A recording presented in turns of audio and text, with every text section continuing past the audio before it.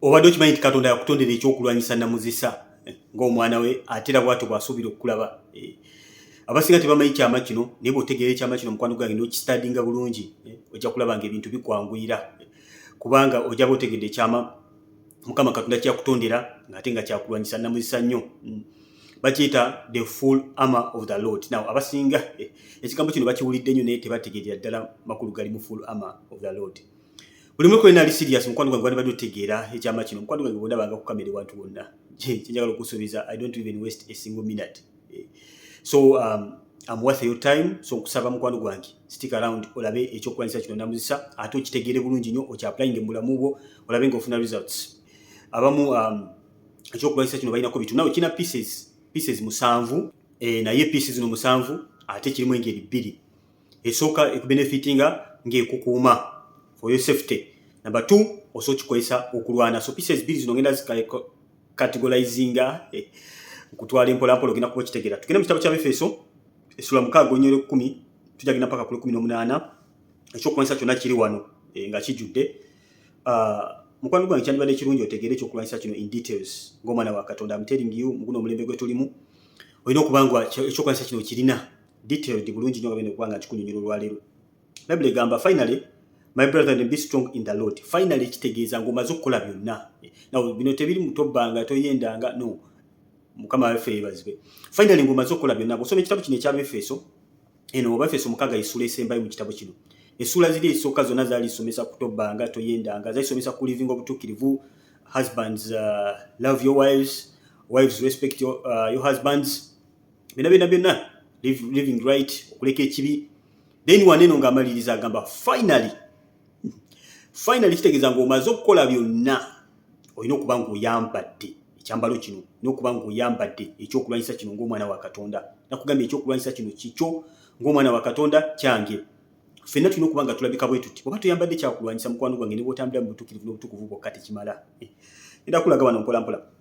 Agamba bw'ati finally my brethren kugambye finally ekyetegeeza ng'omaze ebiri byonna be strong in the Lord and in the power of his might. Put on the whole armor of God that you may be able to stand against the wills of the devil. Soma Bible ya Luzungu kubanga ejja ekyokulwanyisa kino ejja ekyambalo kino bulungi nnyo. For we do not wrestle against flesh and blood but against principalities and against powers and against rulers of darkness. Darkness of these ages, against spiritual hosts of wickedness in the heavenly places. Therefore take the whole armor of God that you may be able to withstand the evil day and have done all stand. Mukama waffe omulungi yeebazibwe nnyo. Akati mukwano gwange wuliriza bulungi. Ekyambalo kino eno nga tunaba kukigendamu ngenda nkigenda mu details ne mukwano gwange nkusaba. Simanyi walifunye ne pen n'olupapula sijja kulimba. Abamu ogenda kumala video eno olabe nga mutuufu wandibadde wetaaga pen n'olupapula ng'omaze ogimalako. Kubanga kyo kyokugamba this is God I'm telling you this is God. You may not even encounter it anywhere. Ozo butasobola kutegeera kyengenda kusomesa olwaleero nga bwandi kitegedde wala uno banga osoma Bible yo. So mukwano gwange, after watching this video, get somewhere to write, okay? Finally, be strong in the Lord and in his mighty. Put on the full armor. For we do not wrestle against flesh and blood, but against principalities. Ekyo kimu waliyo emyoyo egifuga. Principalities wali emyoyo egifuga. Against powers wali amaanyi ga Satan. Wali emyoyo 1 wali amaanyi ga Satan. Against rulers of darkness wali emyoyo egifugira mu kizikiza. Number 3 and number 4 against spiritual hosts of wickedness in the heavenly places. Mukwano gwange, it's not only Satan. Si Satan yekka. Kyolina okutegeera ng'omwana wa Katonda Satan wa amaanyi. Naye ate waliyo emizimu, waliyo agasambwa, waliyo agooyo agazibu, waliyo agooyo agabi n'okusinga Sitaani ono gw'otya. Sitaani afuga emizimu gino gyonna by wisdom, tagifuga lwakubanga yagisinga amaanyi. Abasinga tebakimanyi. So, olaba waneno Bible etugambye, for we do not wrestle against flesh and blood, but against principalities, but against powers, against rulers of darkness of the ages, against spiritual hosts of wickedness in the heavenly places. Wali agooyo agafuga agasinga Sitaani. Olowooza kabaka yasinga amaanyi? Nedda, wali abalwanyi ab'amaanyi mu magye abatamanyi kabaka, abatamanyi president, naye abafuga kubanga president Satan yalibalimba bamalayika bonna n'abasuula ne tekitegeeza nti yabasinga amaanyi. Remember, Satan was created as the worshipper. Yatondebwanga musinza, yatondebwanga mulwanyi, but waliyo agazimu ga warlord agalwanya agamanyi agatamumanyi. Olina okuba ng'oyambadde full combat, olina okuba ng'oyambadde ekyambalo kino ng'omwana wa Katonda okusobola okugenganga. Mukwano gwange olina okutegeera ekyambalo kino mukwano gwange, kubanga oba omisinga pieces ezimu wandigenda ku lutalo n'ovaayo ngo towangudde n'ovaayo ng'okubiddwa kubanga ebitundu ebimu bibeera tebiri covered bulungi. Sobola abamu mugenda ku lutalo n'owangulwa lwa nsonga ekyambalo kino tokitegedde. Ogenda ku lutalo olina okuba ng'oyambadde ekyambalo kino. Ate in fact whether waliwo olutalo whether tewaliwo olina okuba ng'oyambadde ekyambalo kino kubanga Sitaani ayita Bayibuli nga bwegera mu Peetero ekisooka esswa 5:8. The devil, our enemy, the devil is pounding around, moving around like a roaring lion looking for someone to devour. Tagenda kulya gwe, tagenda kulyanze mukwano wange. Why? Because tugenda kubanga twambadde ekyambalo kino. Nagambye tewali muntu yenna yasomeseza ekyambalo kino nga bw'ogenda kisomako olwaleero piece by piece. Kale katugende ku piece esooka. Stand therefore having girded your waist with truth. Tinga mwesibye amazima mu kiwato. Piece esooka mukwano gwange. Bayibuli egamba olimanya amazima n'amazima gali kufuula wa ddembe.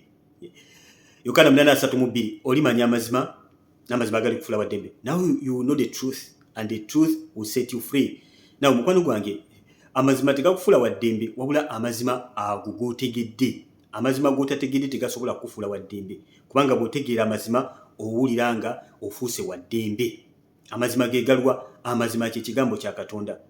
Nawo kati ekimu ku kyoli mu kkola olwaleero kubanga olaba vidiyo eno oli mu kutegeera mazima kubanga ndi mu kusomesa piece ez'ekyokulwanyisa kino eky'obwakabaka bwa Katonda kye yatukolera ffe nga ffe. Mukama yakitutondera ffe nga ffe ng'asuubira abaana be bonna abakkiriza Mukama waffe Yesu okuba nga bali fully dressed bwe bati. So mukwano gwange ng'otegedde amazima nga piece esooka, amazima nkugambye kye kigambo kya Katonda.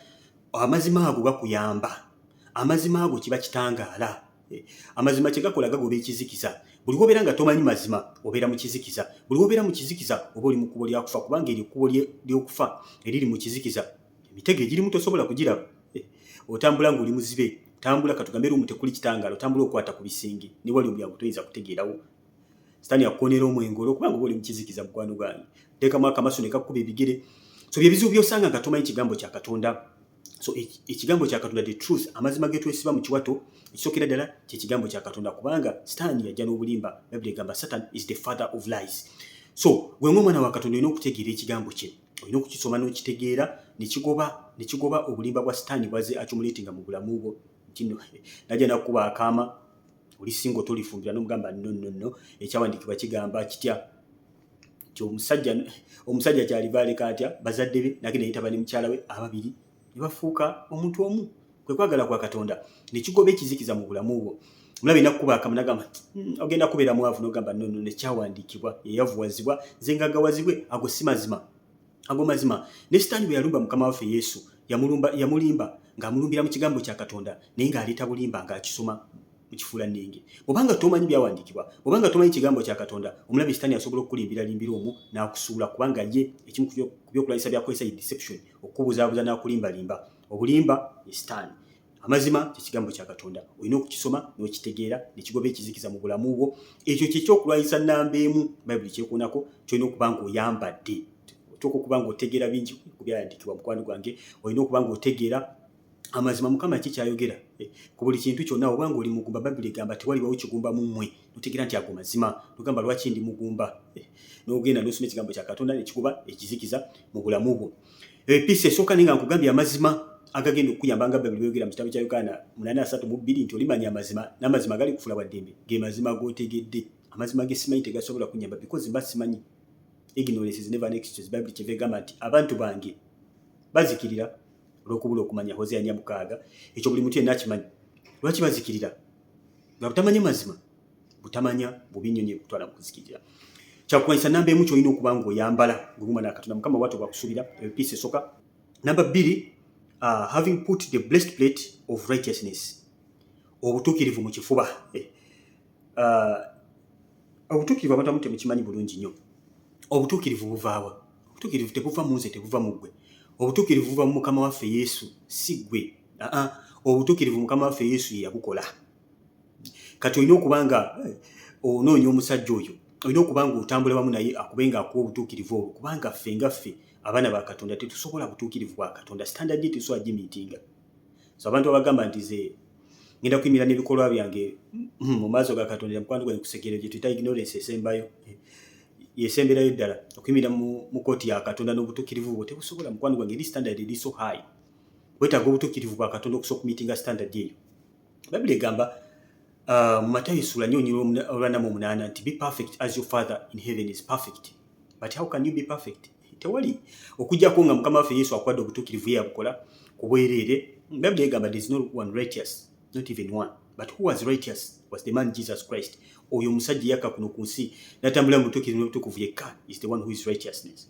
Mu Adam we all die, but in Jesus we all resurrect. So obutuukirivu buli ne Mukama waffe Yesu. So ng'onaateekako obutuukirivu, ng'onaayambala obutuukirivu olina okwambala obwo obwa Mukama waffe Yesu bwe yakola. Obwo obwa Mukama waffe Yesu bwe yakola.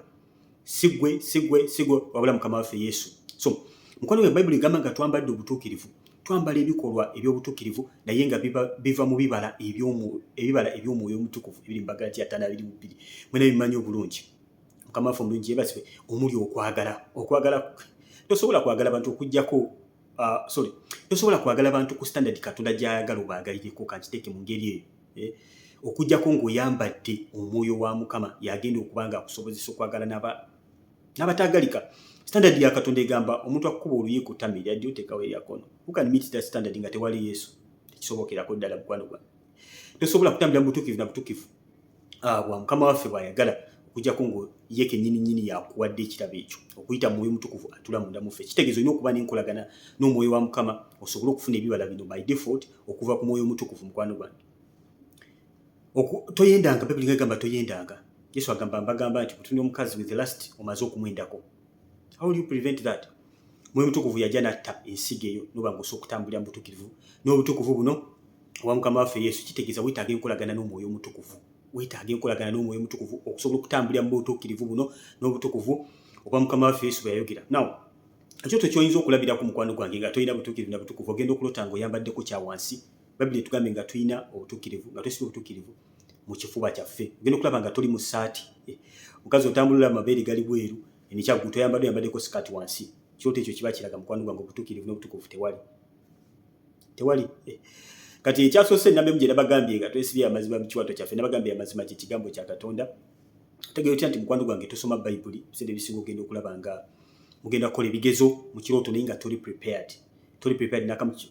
Mufunanga ekyoto ekyo kibeera engeri gy'osomamu Bayibuli omukwano gwange wandibanga wanegirikitinga ekigambo kya Katonda. So Mukama Katonda atuwooninga b'emikwano ze babuulira biseera ebisinga nti Mukama Katonda ayogera naye abamu temusaayo mitima abamu temutegeera na butegeezi Mukama ng'ayogera. And some people despise balowooza nti just birowoozo byabwe naye nga Mukama communicatinga kubanga tayagala kulaba muntu yenna ng'azikirira.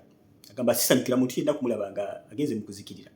Tasanyukira mubi yenna kufa n'agenda mu kuzikirira. Mukama ayagala abantu bonna beenenye badde eri Katonda. So mukwano gwange olina okutambulira mu butuukirivu n'obutukuvu as a must, naye olina okuba ng'oyambibwako omwoyo mutukuvu, olina okuba ng'oyambibwako omwoyo wa Katonda okusobola okumiitinga standard ya Mukama. Otherwise wekka nga gwe omuntu togenda kusobola. So olina okuba nga weegayirira Katonda, olina okuba ng'ogoberera omwoyo mutukuvu nga Bayibuli bw'egamba nti the children of God are those who are led by the Holy Spirit. If you're led by the Holy Spirit osobola okutambulira mu butuukirivu n'obutukuvu buno n'omiitinga standard ya Katonda, osobola okuba ng'oyingira obwakabaka bwa Katonda nobeera ng'oyambadde Katonda bakusuubira kuba ng'oyambadde. Bayibuli egamba mu butuukirivu munayima okunywezebwanga, entiisa teri kusemberera, onaabeeranga wala n'okujogebwa kw'omulabe Sitaani. So obutuukirivu nakyo kyakulwanyisa ky'amaanyi. Ebisaaya 5:4 essula 14 mu butuukirivu munayima okunywezebwanga. Tukyali ku the breastplate of what?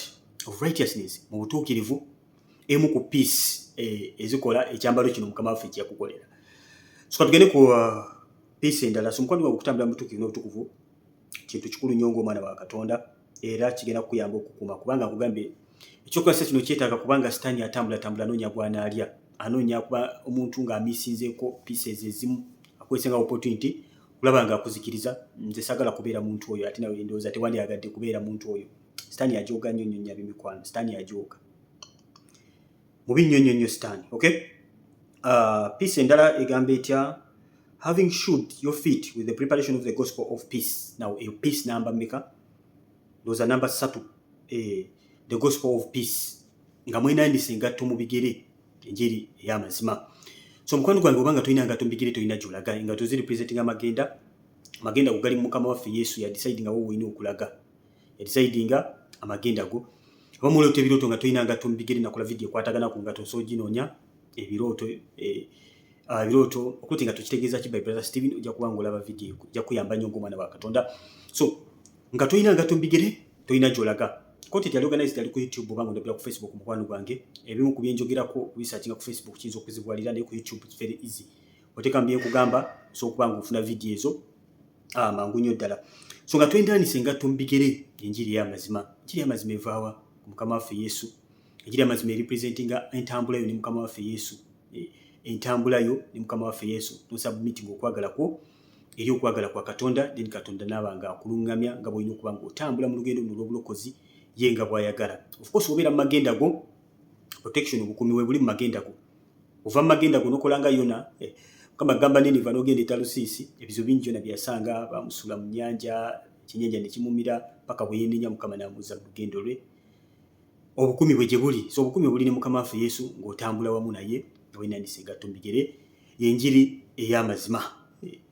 Now piece ey'okumeka tugenda ku piece namba 4 tumaze above all taking the shield of faith which will quench and fled the darts of the wicked one. Ajisata the shield of faith. Now piece number 4 is the shield of faith engabo ey'okukkiriza the shield of faith.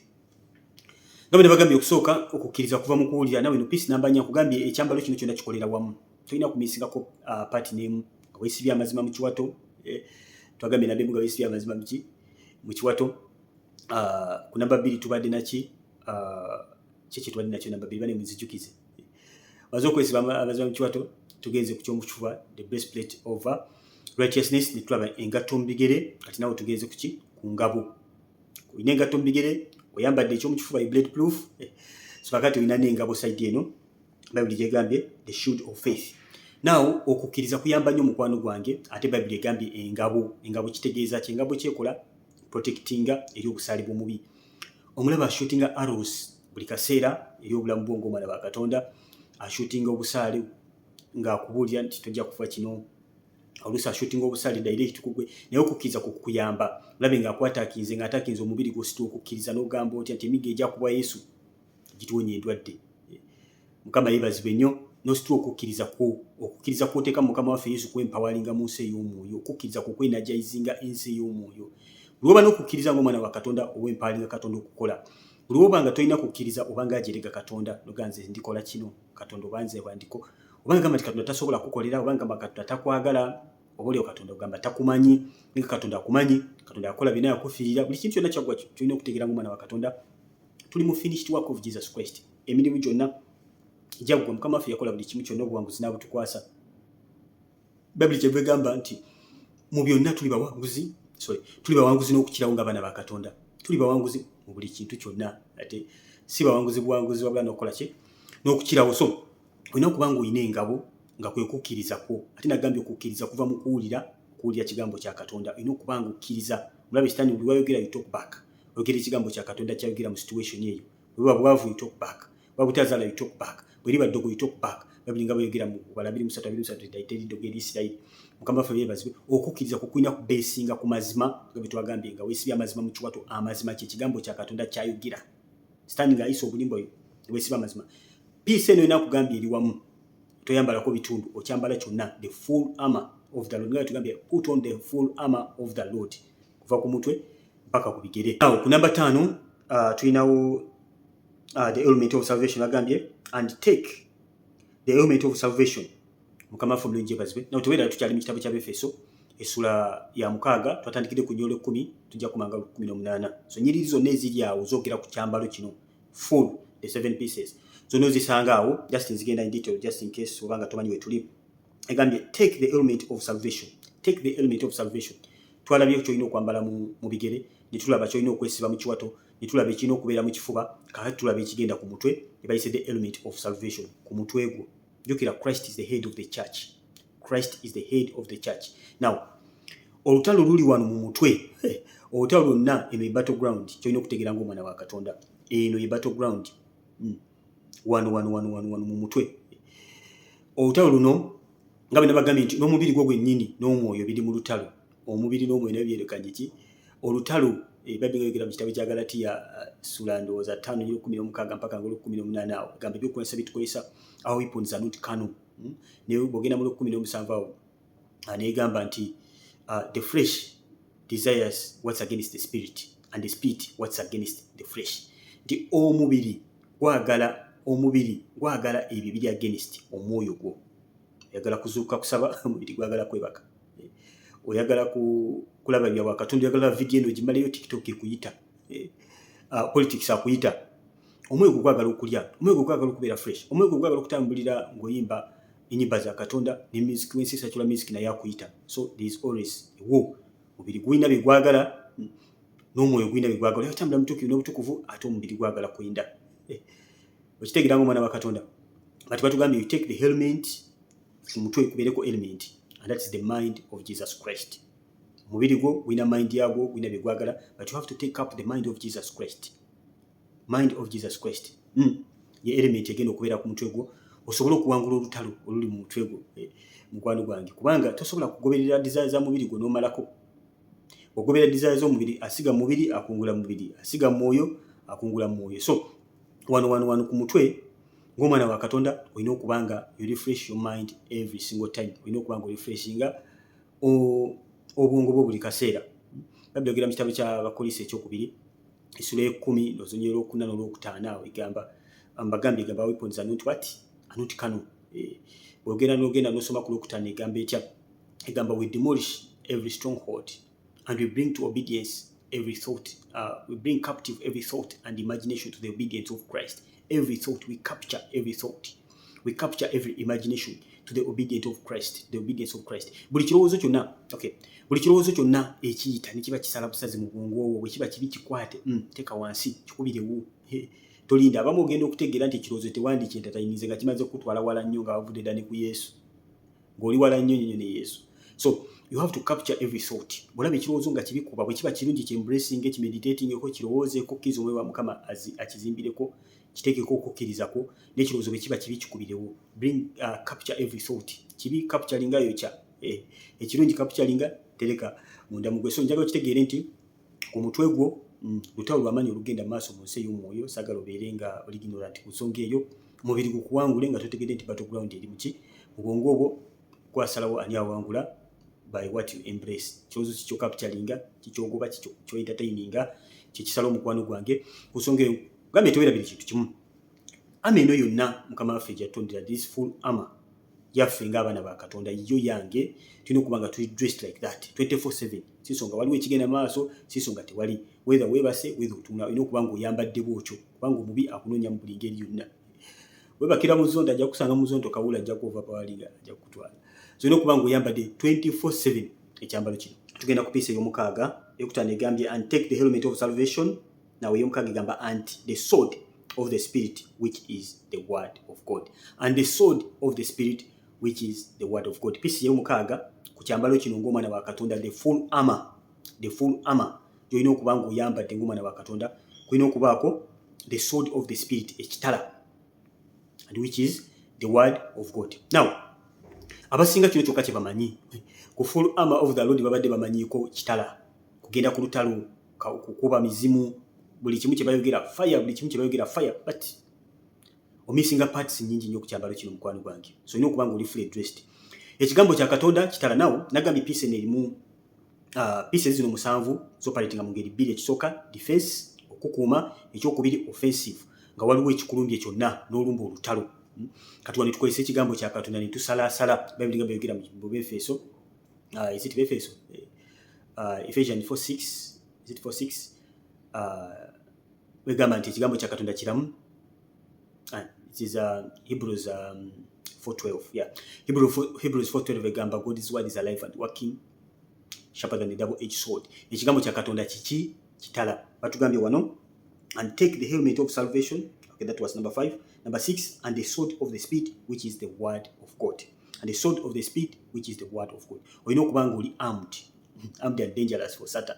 Nagambye olina okuba ng'oyambadde so that when the day of the devil shows up, when all the hell breaks on you nga bwe yakola ku Yobu olina okuba ng'oyambadde ng'olina ekitala mulabe sitaani agenda kukulumba twebwe amanyi n'obuyinza nga bana ba Katonda. Some of you are waiting for the Lord to come and do something and also waiting for you to take up your authority and win. Kitegedde mukwano gwange abamu olindirira Mukama but gakulemye okulistingiramu ebyo Katonda olwedde byakoze. Yesu byonna byonna yabikola obuyinza n'amaanyi n'abikukwasa. It's up to you okuba ng'oyambala amaanyi n'obuyinza okuba ng'olumba olutalo olwane ogyeyo ebyo byonna sitaani byanyaga. Oli mu kwegayirira Mukama kino Mukama kiri mukwano gwe kwata ekitala kwesa amaanyi n'obuyinza kuba omulabe Mukama Katonda ayagala you take up authority ng'omwana wa Katonda obeerenga ye kubanga ogwo omukisa we guli yagutuwa. So mukwano gwange bw'oba otegeera ebintu bino mukwano gwange ojja kulaba ng'obulokozi bukunyumira kubanga omulabe sitaani tagenda kukujooga. Abamu sitaani abajoogala kubanga temulina bintu nga binene. How many scriptures do you know? Ebanga lyomaze ogamba oyagala nnyo Katonda. You know all the musicians, you know all the teams, you know all your friends. Omanye ebintu bingi ebitakuyamba. But how many scriptures do you have in your head? Ekitala kyo. Okay, ekigambo kya Katonda ekikoyesa n'oba ng'oshapeninga. Ng'oshapeninga ekitala kyo. Buli kaseera, why you have to stand? The day of the devil is coming. Bible tugambe so that you can stand firm on the evil day. Waliwo olunaku stand wagenda okulumba mukwano gwange. So you need to be sharpening your sword. You need to be sharpening your sword. Olina okuba ng'osiyingiza ebyawandiikibwa because the devil will talk and you talk back. Ajja kulumba basindike kye basindise basindike eddogo atodde mu kuba amasimu okubira basumba okola otya. If you have the sword, you have to ojja ekyawandiikibwa ky'ogamba ku 23 teri ddogo eriisa ekyawandiikibwa Luka 10:19 laba mbadde amaanyi n'obuyinza. Ng'omwana wa Katonda olina okuba ng'ofaanana bw'otyo ng'oli muliro so nyogogo ekyato ekyawa ekijja n'ogolokoka n'otuula. Olina okuba ng'oyambadde ng'omwana wa Katonda full armor olina okuba ng'ogyambadde. Si buli kamu fire ninga fire naye takola ki nga ne fire bw'oyita taliimu. So olina okuba ng'oyambadde olina okuba ng'olina ekigambo kya Katonda munda mu gwe. Olina okuba ng'osoma Bayibuli. Olina okuba nga notonera osoma Bayibuli naye ng'obitegeera by'osoma ate era ng'otereka mu mutwe gwo ng'oritaininga scriptures ng'oritaininga ebyawandiikibwa mukwano gwange osobole okuyimirira eri enkwezi omubi. Sitaani muyaaya bimikola njagala bagamba sitaani ali tricky and ayina advantage y'emyaka atusinga obukulu. Amanyi engeri gy'atuplayinga mu experience gy'alina ya myaka mingi nnyo. So he knows how to play you. Akustudying amanyi past yo, amanyi present yo, future ayinza oba tali sure bulungi. Naye buli kimu akimanyi. Kati akustudying bw'obanga totegeera nkweze you will be defeated. Lastly, piece number 7 kwe kusaba. Bw'osoma olunyolo 18 oluddakaawo lugamba pray in all kinds of prayer. Ojja kwesomera waawo mukwano gwange okusaba. Genda kwata pen n'akapapula oddemu olabe vidiyo eno oba tolina ky'owandiise. Wandiika piece zino zonna 7 emu ku emu in details. Ng'omwana wa Katonda ofa okulaba nga bw'otyo showing up buli lunaku. Olina okuba nga showing up like that. Katonda bw'atyo bwakusuubira. Era bw'onaaba ng'okitukiriza ekyo ojja kutandika n'ebirooto byo bijja kukyuka. Yali alota ng'oli bwereere ojja kutandika okulota ng'oli mu combat ey'amagye. Ojja kutandika okulaba ng'oyambadde eyambalo by'abajjaasi abamu ekyo ekifaanana bwe kityo takitegeeramu. Akaseera ako oba oyambadde. Abamu oyambalamu leero mu byokulwanyisa ate enkya ne weeyambula n'okuba ng'oyambadde bw'otyo 24/7 toyagala kugenda ku lutalo nga toyambadde. So Bible tugamba pray, like piece number 7, pray in all kinds of prayer. Tulina prayers nyingi nnyo mukimanyi bulungi nnyo. Tulina intercession kwe kwegayirira ey'emu, tulina ya praise, tulina ya worship, tulina ya meditation okubeera okufumiitiriza ng'oli just ofumiitiriza buki ofumiitiriza. Tulina endala ey'okuba nga tunga amaaso Katonda n'okusaba. So prayers nyingi nnyo tulina okuba nga zonna ate nga tuzisaba nga baana ba Katonda osobola okufuna results. So naye kyenjagala okubasaba nga baana ba Katonda fuba okulaba ng'oyambadde kuva ku bigere mpaka ku mutwe, ng'olina element yo ku mutwe for protection, olina engatto zo mu bigere the gospel of peace, olina amazima mu kiwato Bible nga bwegambye byonna mbyogeddeko in details, olina obutuukirivu mu kifuba kyo, bulletproof yo y'obutuukirivu, olina ekitala kyo, the sword of what? The sword which is the word of God, and olina engabo yo mukwano gwange mu mukono gwo, and engabo yeyo kwekukkiriza kwo ng'omwana wa Katonda. And you pray in all kinds of prayer. Abamu you are praying in all kinds of prayer but you're naked in the spirit. Oli bwereere pieces ezimu teziriiko naye oli mu kusaba. Kati omulabi wajja n'akukuba olabi tebikyuka omwana wa Katonda. So nze brother Steven kwa Chosen Generation abimukwano baagala nnyo.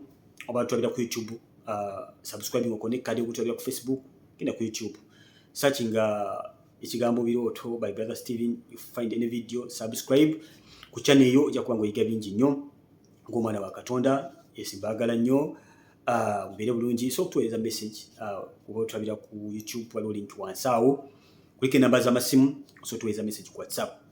Now otulabira ku Facebook, of course wansi awo waliwo option ya WhatsApp. You just need to click on that button of WhatsApp then obenga otutuukako the chosen generation. Mubeere bulungi ab'emikwano, mweraba.